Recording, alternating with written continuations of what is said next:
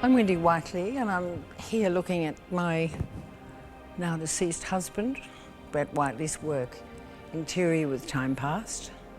It was painted in 1976 at the height of the celebration of us living in Lavender Bay, having arrived there in the end of 1969 and 1970. And Brett's work of Lavender Bay, which went really all through the rest of his life from time to time, but there was a series of interiors painted in that year. And this is one of the most celebratory, probably, of the interiors in the sense of its colour, the high key of its colour. And the view outside the window really still exists almost exactly as it is there. So I've been there now for 40 years. Brett's been gone for 22 of those years, but that view is still there.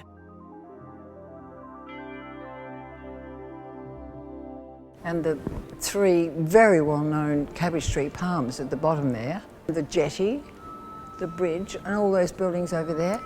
On the table, as he did with all the interiors, are indications of the people in the painting. And it was Brett, when he did interiors or even did self-portrait in the studio, which is another well-known Lavender Bay interior, puts himself in the canvas. Well, you know, either it was the hand or a drawing or something, and in the self-portrait, his face in the mirror.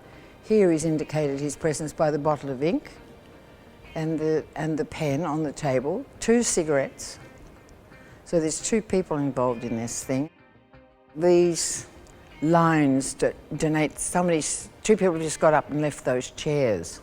That's a trick that a lot of young painters in the 60s learnt from cartoon drawings and things, where it denotes a movement of some kind.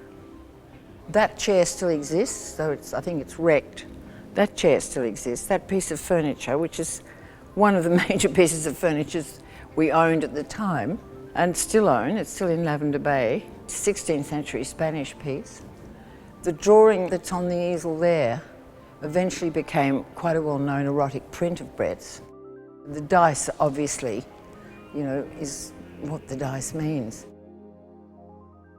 And as you can see from the technical thing of it, he's used something that Lloyd Rees taught both him and Michael Johnson, many, many years ago, is you apply a basic colour coat and then you start ragging it off, and you can see that he's done that on quite a few occasions, so you get that sense of light coming through the paint instead of it just being a very flat surface, which other contemporary artists were using, very, very flat surfaces. Brett seemed to keep that thing of the light coming through the oil paint all the time.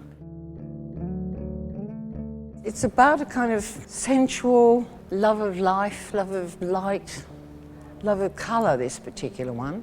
Some of the other interiors of Lavender Bay are much moodier and darker in colour and things, but the sense of this one is very celebratory.